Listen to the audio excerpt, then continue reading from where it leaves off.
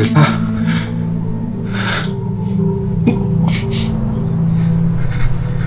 Je crois qu'il est trop tard. Tout ça là, c'est à cause des vidéos.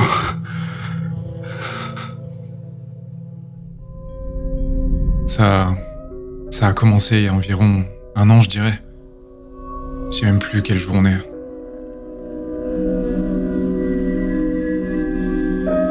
J'étais en train de travailler sur l'épisode sur les jeux d'horreur en tout cas, ça j'en suis sûr. Et il y a quelque chose qui m'a attiré. Quelque chose me voulait et c'est là que tout a changé.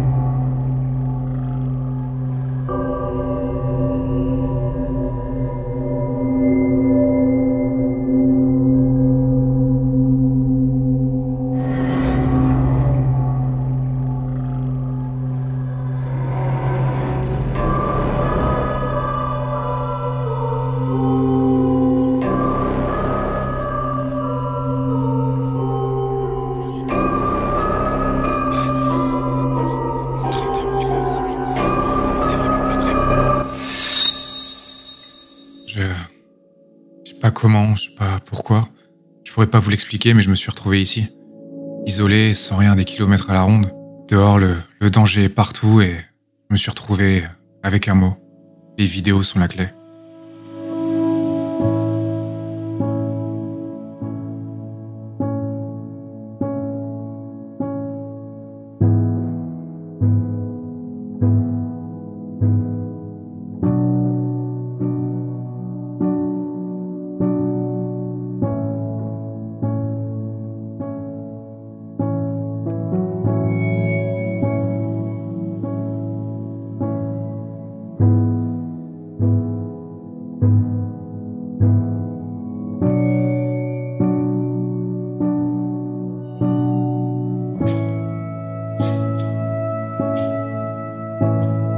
J'avais perdu tout espoir. J'allais abandonner, je me suis gravement blessé. Je pensais que c'était la fin, mais vous venez de me trouver. Alors grâce à vous, j'ai envie d'y croire, j'ai envie de me battre et je vais réunir mes dernières forces. Je vais vous faire ma dernière vidéo, en espérant que ce soit la vidéo, celle qui nous permette de sortir d'ici. Je suis Kev, et ensemble étudions les échos de Silent Hill 2.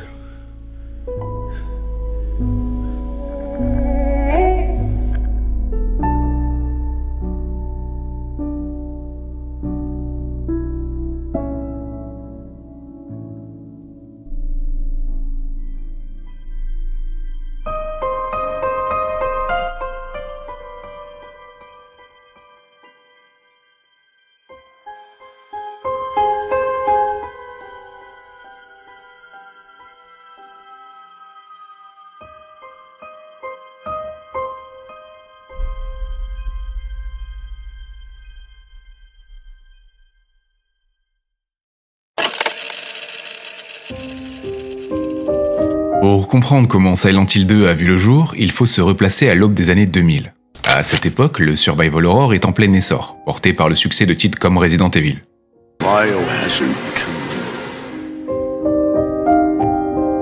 Mais là où les jeux d'horreur traditionnels misent sur les zombies et l'adrénaline, la Team Silent, un groupe interne de développeurs chez Konami, a choisi une voie différente, une voie plus subtile, plus sombre. I'm here for you, James. See? I'm real. Après le succès critique de Silent Hill en 1999, l'équipe savait qu'ils avaient entre les mains quelque chose de spécial. Mais comment surpasser un jeu déjà acclamé pour son ambiance effrayante et son approche psychologique? La réponse? Ne pas simplement faire plus grand, mais creuser plus profond. Plonger non seulement dans l'horreur, mais aussi dans les tourments de l'âme humaine. Or, en 2000, la Team Silent est en pleine ébullition. Constituée d'artistes, de musiciens, de designers et de programmeurs, l'équipe avait acquis une réputation pour leur capacité à repousser les frontières du genre. Mais contrairement à ce que l'on pourrait penser, ils travaillaient dans des conditions relativement modestes. Le développement de Silent Hill 2 s'est déroulé dans un environnement où les pressions commerciales et créatives étaient omniprésentes. Konami voulait un produit qui continuerait à se démarquer de la concurrence, et la Team Silent savait que le simple fait de reproduire le premier jeu ne suffirait pas.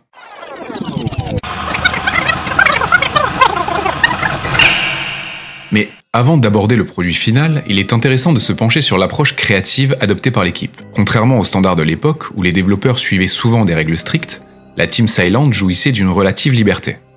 Masahiro Ito, responsable de la conception des créatures, voulait que chaque monstre, chaque abomination de Silent Hill 2 soit non seulement terrifiant, mais porteur de sens. Les monstres ne seraient pas de simples obstacles pour le joueur, ils seraient des métaphores vivantes des traumas et des désirs inavoués du protagoniste. Mais le design des créatures n'était qu'une pièce du puzzle. Pour compléter cette atmosphère oppressante, il fallait une bande-son capable de faire monter la tension à chaque instant.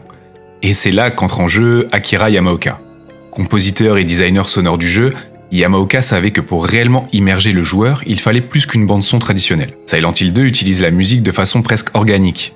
Plutôt que des mélodies continues, ce sont souvent des bruits, des grincements métalliques, des respirations lourdes et des sons distordus qui accompagnent le joueur, créant une ambiance oppressante. Il y a même des moments où le silence est presque pire que le bruit.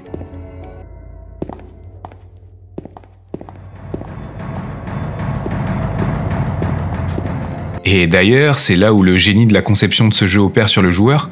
Vous êtes constamment préoccupé. Que ce soit par le bruit ou son absence, par ce qu'il se voit ou ne se voit pas, à chaque seconde, votre esprit est prisonnier, embrumé. Et c'est comme ça que vous devenez aussi vulnérable que James. Et Yamaoka a déclaré dans plusieurs interviews que son objectif n'était pas simplement de composer une musique pour effrayer, mais de faire ressentir au joueur un malaise constant. La musique de Silent Hill 2 est une extension des émotions des personnages, en particulier de James. Quand il est perdu, la bande-son se fait plus confuse, distordue, presque cacophonique.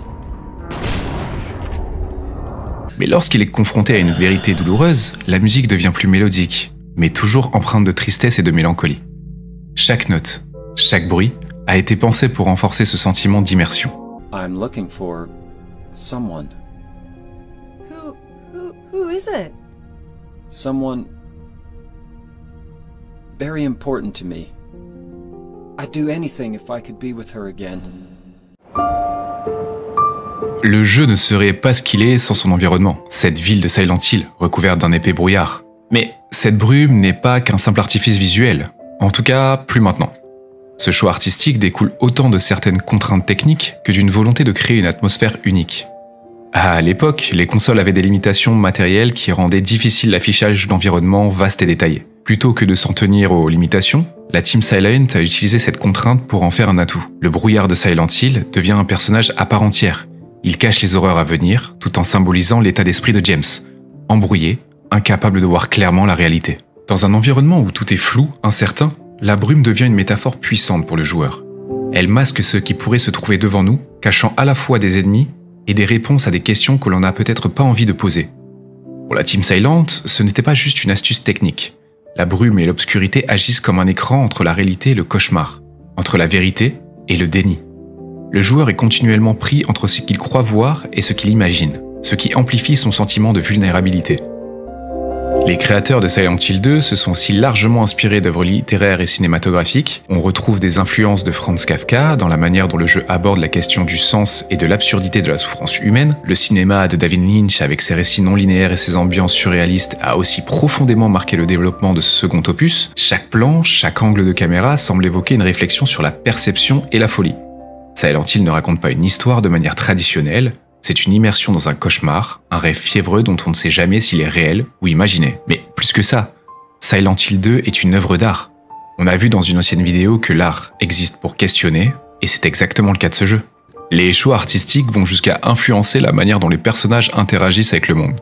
James, le protagoniste, n'est pas un héros classique. Ses mouvements sont lents, ses gestes hésitants.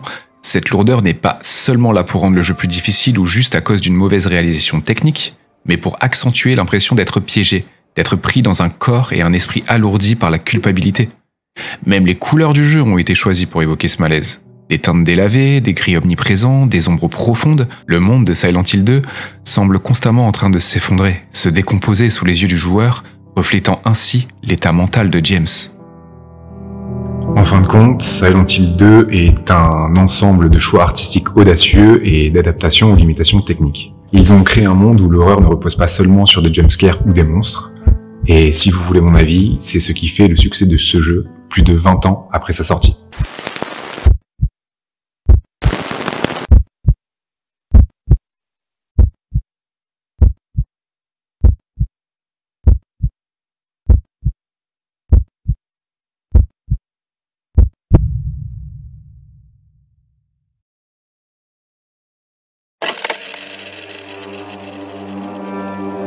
Silent Hill 2 n'est pas seulement une expérience sensorielle. Ce jeu, reconnu pour sa profondeur narrative et sa symbolique psychologique, utilise également son gameplay et son level design pour renforcer l'angoisse et la tension. Ce n'est pas simplement un jeu où l'on se contente d'affronter des monstres, c'est un voyage émotionnel et psychologique où chaque mécanisme de jeu, chaque niveau, est pensé pour piéger le joueur dans une spirale de terreur, de confusion et de malaise. Alors aujourd'hui, on va décortiquer comment ces aspects contribuent à l'expérience unique du jeu. Dès les premiers instants de Silent Hill 2, le joueur est confronté à une sensation de lenteur. James Sunderland, le protagoniste, ne se déplace pas comme un athlète ou un soldat surentraîné. Il marche, parfois il court, mais ses mouvements sont lourds, pesants. Cette lenteur n'est pas un défaut du jeu, c'est un choix délibéré des développeurs. Contrairement à d'autres jeux d'action ou d'horreur où la rapidité et la réactivité sont primordiales, Silent Hill 2 veut que le joueur se sente seul, vulnérable. Chaque mouvement est calculé, chaque course est une prise de risque. La caméra joue également un rôle crucial. Parfois fixe, parfois en mouvement, elle n'obéit pas toujours à la volonté du joueur. Au contraire, elle semble presque conspirer contre lui. Dans les moments les plus oppressants, la caméra se place de manière à réduire la visibilité, accentuant la peur de ce qui pourrait surgir à tout instant. C'est une stratégie courante dans les jeux d'horreur de l'époque, mais dans Silent Hill 2, elle est utilisée avec une maîtrise rare. La caméra devient un instrument de tension, et on va pas se mentir, surtout que je viens de refaire le jeu en 2024, et ce choix artistique est très osé, car il aurait vraiment pu frustrer tous les joueurs. La gestion de la caméra et les déplacements de James permettent au gameplay d'être oppressant. Mais il y a un dernier point que je voudrais aborder avec vous, c'est la façon dont le combat est géré. Contrairement à d'autres jeux où les armes abondent et où les ennemis sont nombreux, en Silent Hill 2, chaque combat est une lutte. Les armes sont rares, souvent rudimentaires. Vous n'êtes pas un combattant expérimenté, vous êtes un homme ordinaire, armé d'un simple tuyau de métal ou d'une planche de bois. Ces armes ne font pas de vous un héros, elles sont là pour vous permettre de survivre, rien de plus. Et même lorsque vous trouverez des armes à feu, il faudra toujours de nombreuses balles pour venir à bout de vos ennemis, même les plus simples. Leur maniabilité extrêmement lente renforce aussi ce sentiment d'urgence, surtout dans les endroits exigus de Silent Hill. Allez, cours.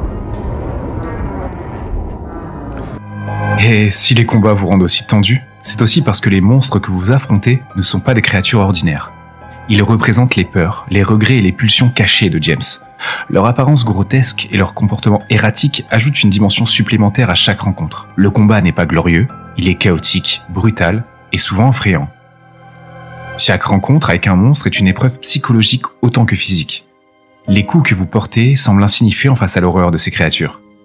Alors, ne serait-il pas préférable de fuir les affrontements? Peut-être à l'image d'un James qui fuit ses responsabilités? We can talk about this later.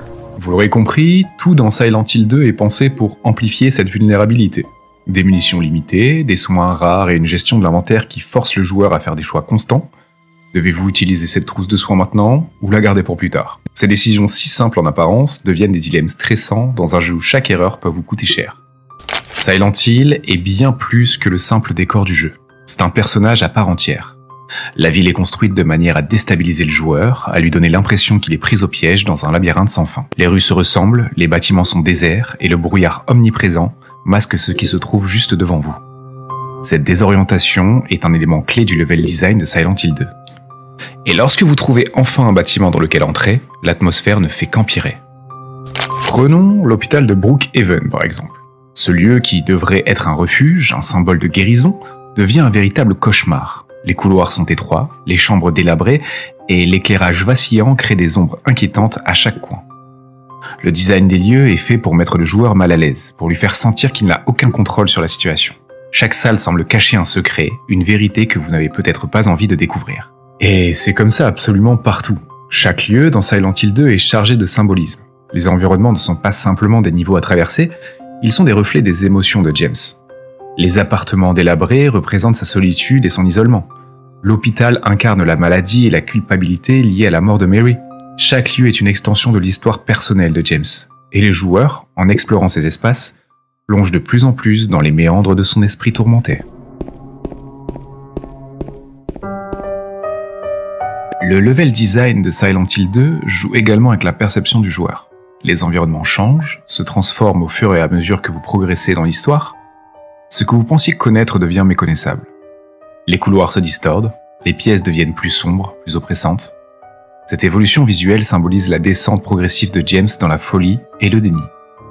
Plus vous avancez, plus les lieux deviennent étranges, comme si la ville elle-même se déformait en fonction de l'état d'esprit de James. Et d'ailleurs, cette descente est régulièrement illustrée en jeu. Vous descendez des escaliers, des étages presque sans fin, vous donnant l'impression de plonger dans les entrailles de la Terre. Cependant, au détour d'une porte, vous êtes de retour dans les rues de Silent Hill. Bien sûr, cela symbolise la psyché de James. Mais ça s'attaque aussi à vous en tant que joueur, et ça vous égare. Il n'y avait pas de porte en fait. Au moins j'ai l'esprit tranquille. L'une des décisions les plus importantes du game design concerne les puzzles. Contrairement à de nombreux jeux de l'époque, où les énigmes étaient souvent des interruptions dans l'action, les puzzles de Silent Hill 2 sont intégrés directement à l'histoire. Chaque énigme que vous résolvez reflète les dilemmes intérieurs de James. Ce ne sont pas seulement des mécanismes de gameplay, ce sont des extensions de la psychologie du personnage. Résoudre un puzzle dans Silent Hill 2 ne vous donne pas l'impression de progresser dans un simple jeu, mais de comprendre un peu plus l'esprit torturé de James. Je veux dire, et si cette énigme-là avait pour objectif de représenter la maladie de Mary par le serpent qui l'a séduit, tandis que la femme est prisonnière certainement de son lit d'hôpital, et qu'elle regarde vers l'évanescence, symbole d'un James désemparé qui ne sait pas quoi faire face à sa femme qui dépérit. Non, sincèrement, est-ce que vous n'auriez pas une toute autre lecture de ce passage ?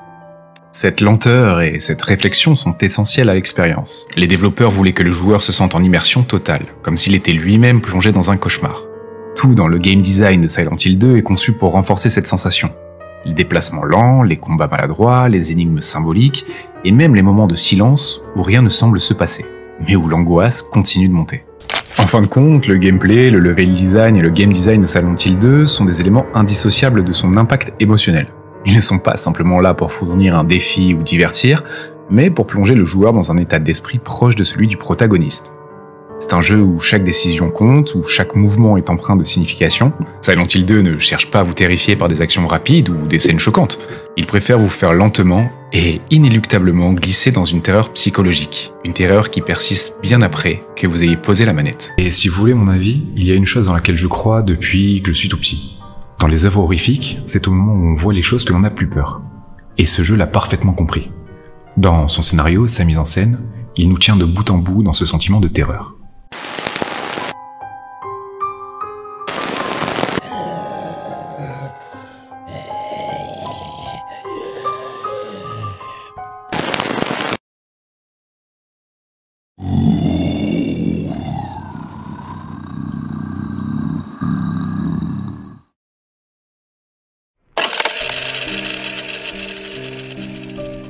Dans Silent Hill 2, la terreur ne se limite pas aux décors inquiétants, ni aux monstres qui surgissent des ténèbres. Ça, nous l'avons déjà dit.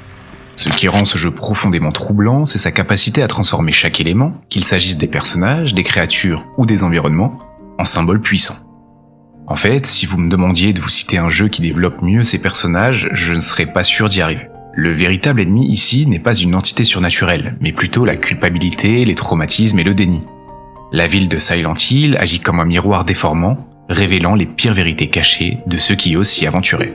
C'est pourquoi, dans cette section, nous allons explorer en profondeur les symboles et thématiques de Silent Hill 2, en nous concentrant sur 3 aspects clés, les personnages, les monstres et les thèmes sous-jacents qui parcourent le jeu.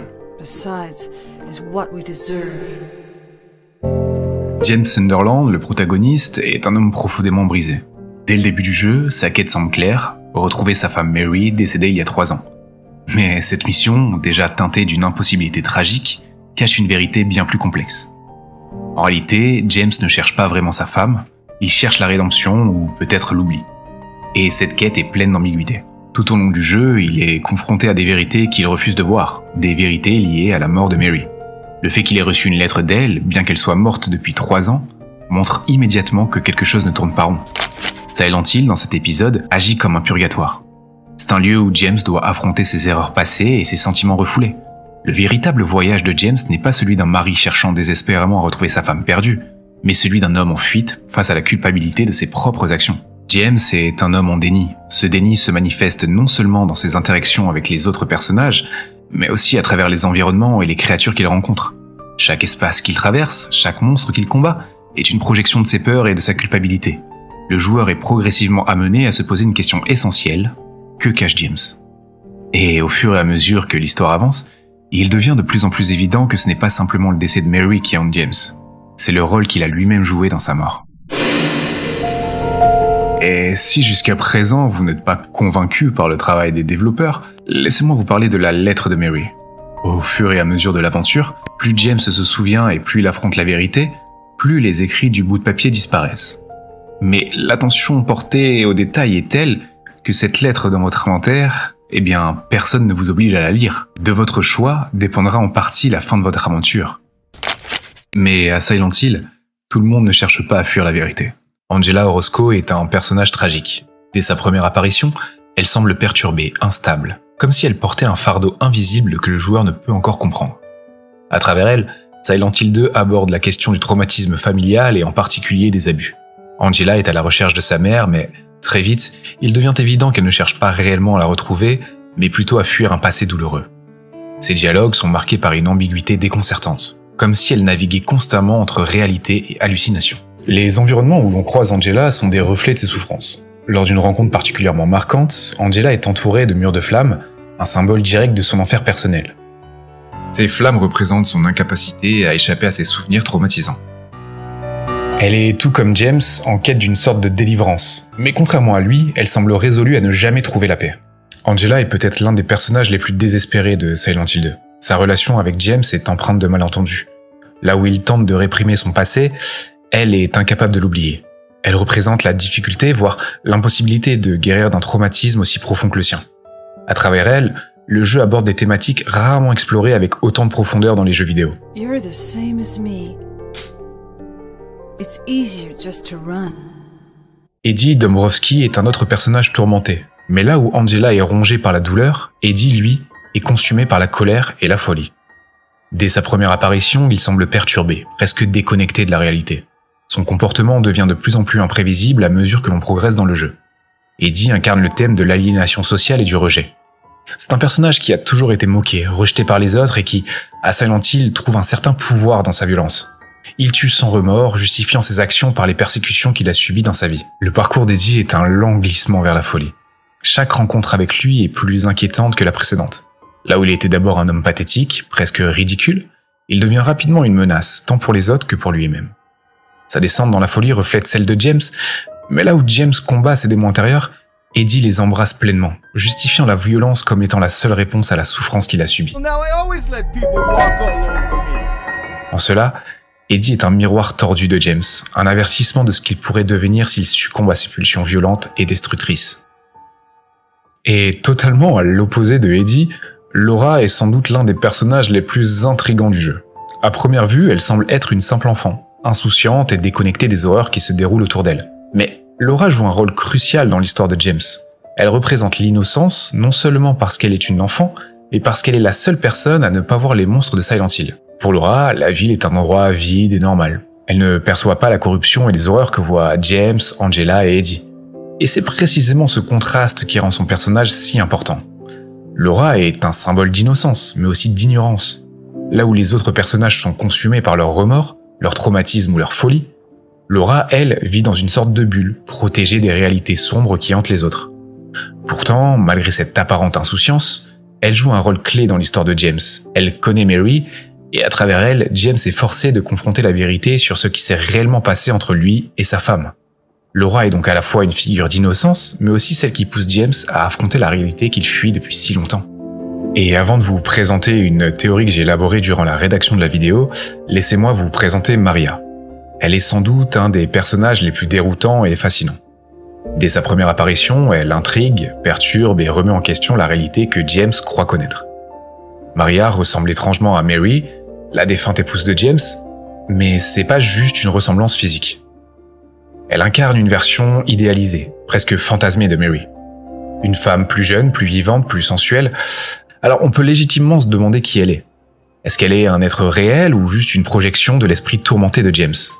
Pour la comprendre, il faut d'abord saisir le rôle qu'elle joue dans la psyché du personnage principal. Maria n'est pas simplement une femme qu'il rencontre par hasard dans les rues brumeuses de Silent Hill.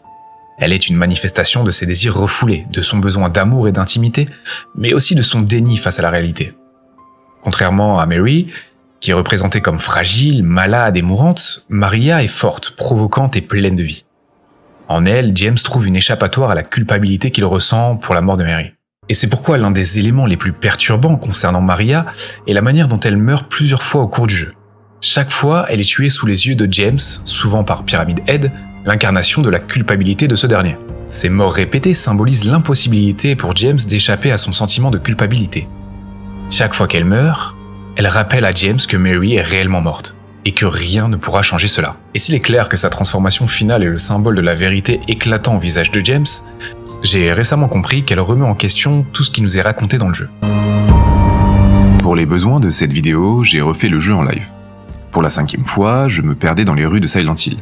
Et je dois vous avouer que même si certains passages du jeu s'étaient effacés de ma mémoire, j'étais totalement sûr de mon fait concernant l'histoire des personnages et de leurs intrigues. Didn't you say she died? Cependant, revivre cette histoire a créé en moi le début de la théorie suivante. Et si tous les personnages que rencontre James étaient eux aussi des monstres ? Je m'explique. Si Maria est une créature créée par la psyché de James, qu'est-ce qui nous empêche de penser qu'Angela, Eddie et Laura ne le sont pas ? Ils pourraient totalement être des reflets de toutes les personnalités de James. Angela serait par exemple la culpabilité exacerbée du protagoniste, le sentiment de honte face à l'horreur de ses actes, et la peur face à sa potentielle vraie personnalité.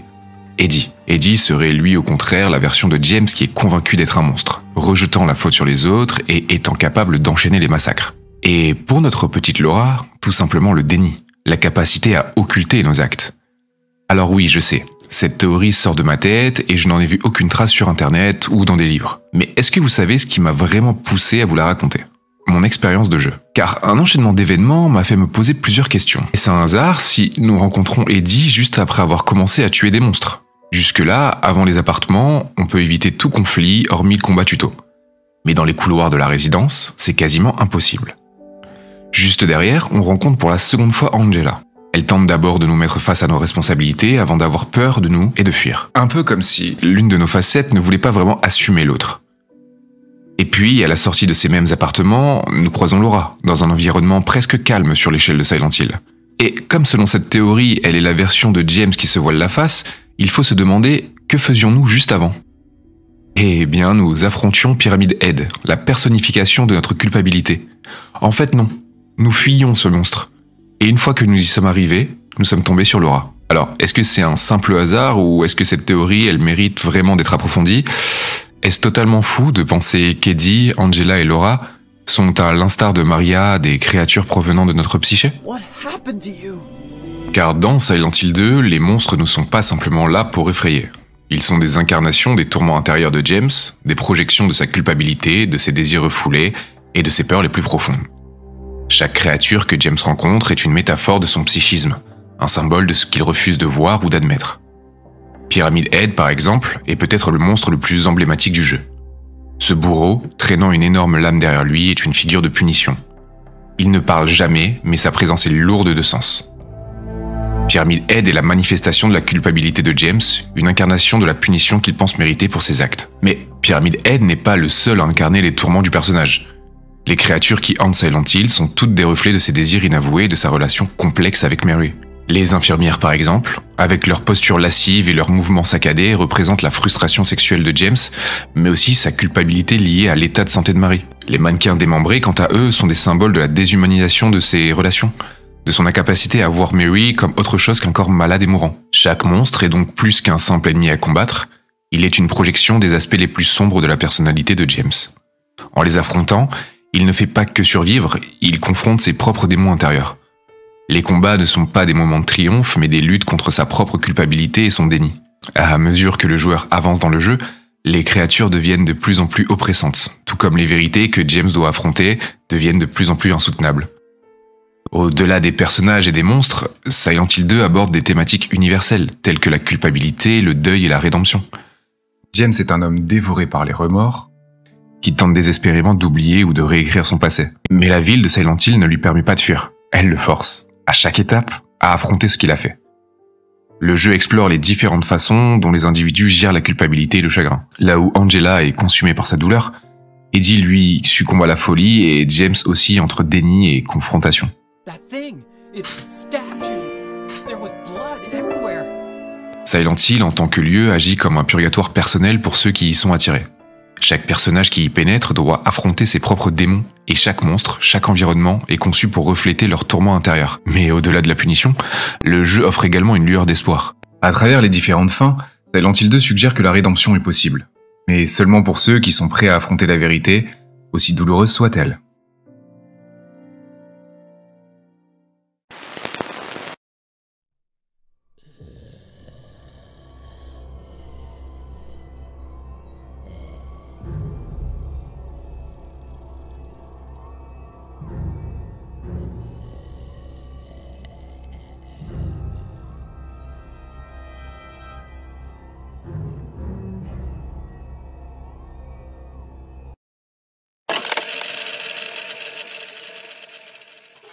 Au terme de notre voyage à travers Silent Hill 2, il devient évident que ce jeu n'est pas qu'un simple titre d'horreur parmi tant d'autres. Il a redéfini le genre, non seulement par son approche psychologique de la terreur, mais par la profondeur de son récit et l'incroyable symbolisme qu'il sous-tend. Chaque décision, qu'il s'agisse du design, des créatures ou des environnements, était guidée par une volonté de créer un malaise psychologique profond. Les choix audacieux des développeurs ont, à mon sens, fait passer le jeu au rang d'œuvre d'art. La ville de Silent Hill agit comme un purgatoire personnel pour James, mais aussi pour chaque joueur. À travers ces différents dénouements, le jeu nous invite à réfléchir à la manière dont nous gérons nos propres regrets et nos propres erreurs. Silent Hill 2 propose plusieurs fins possibles, certaines offrant la rédemption, d'autres condamnant James à un cycle sans fin de souffrance. Ce choix reflète la nature subjective de la vérité et de la morale dans le jeu. Silent Hill 2 ne donne pas de réponse claire, il force le joueur à se questionner sur ses propres actions, à explorer les zones grises de la culpabilité et du pardon. Et c'est précisément cette complexité narrative, cette profondeur thématique qui a assuré à Silent Hill 2 un statut culte dans l'histoire des jeux vidéo. Il a inspiré une génération de créateurs, influencé des jeux comme Amnesia, The Dark Descent ou The Last of Us, et a laissé une empreinte indélébile dans la culture populaire. Aujourd'hui encore, il est souvent cité comme l'un des meilleurs jeux de tous les temps. Non pas pour ses mécaniques de jeu, mais pour sa capacité à capturer l'essence même de l'horreur psychologique. Son héritage va bien au-delà du simple genre du survival horror. Il a redéfini ce qu'un jeu vidéo pouvait être, en s'éloignant des conventions de gameplay traditionnelles, en intégrant une narration complexe et des symboles puissants. Il a montré que le jeu vidéo pouvait traiter des sujets aussi sérieux que la culpabilité, le deuil, la rédemption, tout en restant profondément immersif et terrifiant. C'est pas juste un jeu d'horreur, c'est une œuvre qui explore les aspects les plus sombres de l'esprit humain.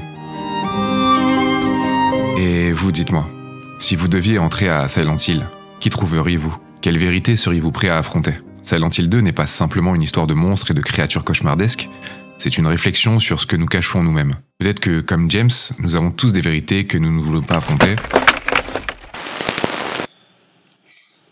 C'est la fin. C'est terminé pour moi.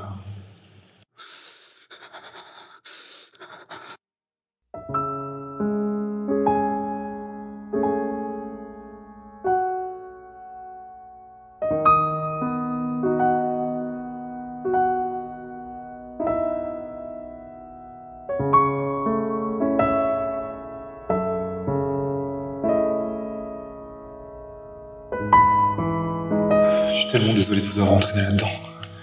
C'est pas ce que je voulais. Les vidéos sont la clé. Pour qui je me suis pris. Je pensais que j'avais quelque chose de différent, quelque chose de spécial. Que j'allais pouvoir vous inspirer au travers de mes vidéos, vous partager ma passion. Je me suis totalement trompé. Pourtant, j'ai essayé tellement fort. Je vous promets, j'ai tout donné. On ne pourra pas dire que j'ai pas essayé. Je pensais que j'allais vous inspirer à surmonter vos peurs et à réaliser vos rêves, mais je crois que ça marche pas comme ça.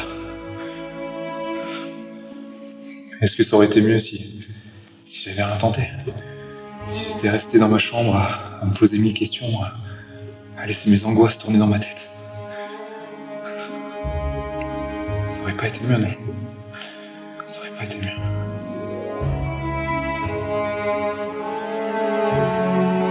Et maintenant que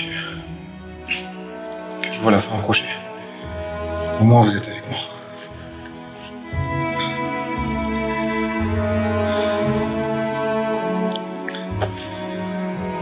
Si je pouvais vous donner un dernier conseil, c'est de ne pas laisser échapper vos rêves. Je sais que votre passion pour le jeu vidéo, elle va pas mourir. Alors s'il vous plaît, continuez à compter les échos.